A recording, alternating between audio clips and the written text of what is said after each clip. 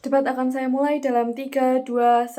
Selamat pagi, Dewan Juri yang terhormat. Saya Syifa Fauzia sebagai pembicara satu tim oposisi akan menyatakan sangat tidak setuju dengan mosi hari ini, yaitu dalam negara pasca konflik, misalnya pasca perang saudara, pergantian rezim atau kolonialisme, Dewan ini percaya bahwa buku teks sejarah seharusnya lebih berfokus pada pengajaran historiografi bottom-up dibandingkan historiografi top-down.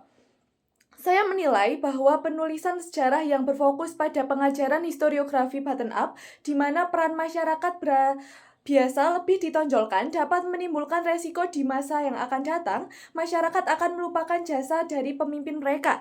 Maka dari itu, penulisan sejarah secara top-down, di mana model penulisannya berfokus pada peran pemimpin dalam suatu negara pasca konflik, atau negara yang sedang dalam masa transisi keluar dari situasi peperangan dan atau kekerasan berkepanjangan, itu juga utama. Negara pasca konflik pastinya mengalami banyak sekali kerugian, di mana kerugian secara material pasti lebih dominan. Perbaikan dan upaya rehabilitasi merupakan langkah yang pastinya diambil oleh pemerintah guna menetralisir rasa trauma yang dialami oleh masyarakat terdampak. Peran dan jasa dari para pemimpin negara dan instansi pemerintah tentunya sangat diperlukan guna mengatasi segala kekacauan yang terjadi. Peran krusial pemerintah dan jajarannya dalam menanggulangi dampak pasca konflik seharusnya ditulis dalam sejarah sebagai teladan dan motivasi bagi generasi selanjutnya. Bukan malah lebih berfokus pada peran masyarakat kecil yang perannya juga masih dipertanyakan. Dewan Juri yang terhormat, pembicara satu tim pro tadi menyatakan bahwa penulisan sejarah seharusnya ditulis berdasarkan tingkat kedekatan orang tersebut dengan kita dan bukan merupakan karangan fiktif yang dibuat-buat. Saya menilai bahwa penulisan sejarah yang demikian akan menimbulkan kebingungan dan tanda tanya di masa yang akan datang. Mengapa begitu? Karena peran dan tokoh masyarakat dalam peristiwa sejarah biasanya bersifat subjektif, tidak ada bukti nyata, bahkan terkadang bersifat anonim sehingga kredibilitasnya dipertanyakan. Pembicara satu tim pro juga menyatakan bahwa penulisan sejarah secara bottom up dilakukan atas dasar empati terhadap kejadian yang menimpa rakyat biasa. Apabila penulisan tersebut didasarkan pada empati, bukan seberapa besar peran, kontribusi, dan pengorbanan yang pelaku sejarah berikan, maka historiografi tersebut hanya akan menjadi buku yang isinya seperti dongeng pengantar tidur, dan hal ini tentunya juga akan melukai harga diri para pejuang bangsa yang benar-benar berkorban. Oleh karena itu, saya telah menyusun beberapa argumen mengapa penulisan historiografi secara top-down seharusnya lebih diperhatikan.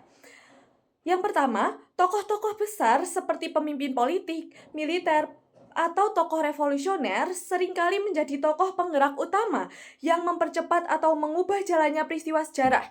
Tindakan, kebijakan, dan keputusan para pemimpin ini seringkali menjadi bahan bakar, semangat, dan motivasi bagi masyarakat luas sehingga berdampak langsung terhadap nasib negara dan rakyatnya.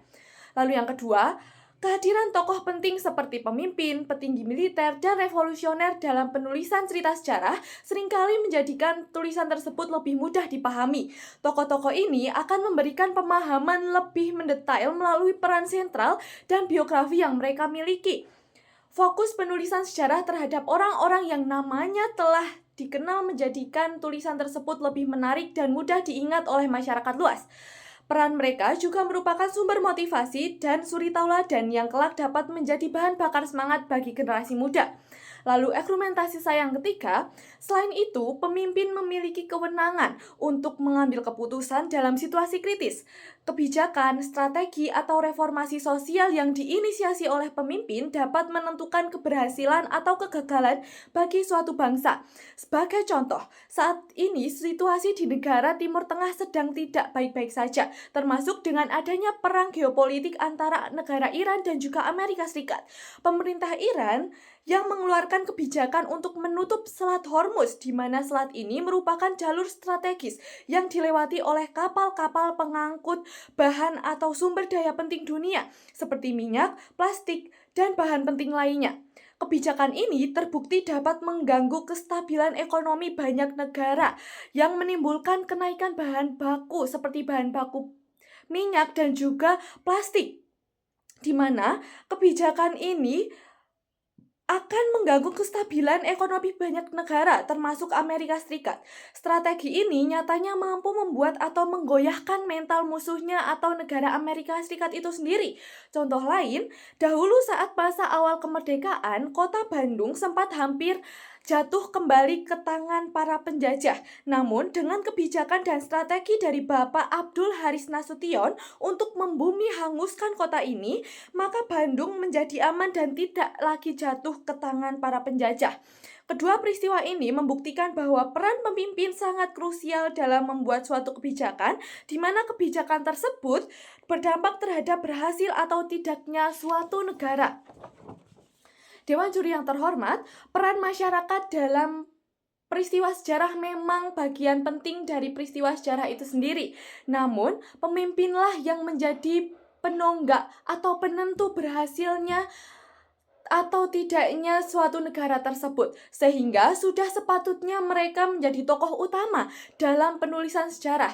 Maka dari itu, saya tetap menyatakan sikap tidak setuju terhadap mosi dalam negara pasca konflik, misalnya pasca perang saudara, pergantian rezim atau kolonialisme. Dewan ini percaya bahwa buku teks sejarah seharusnya lebih berfokus pada pengajaran historiografi bottom up dibandingkan historiografi top down. Terima kasih.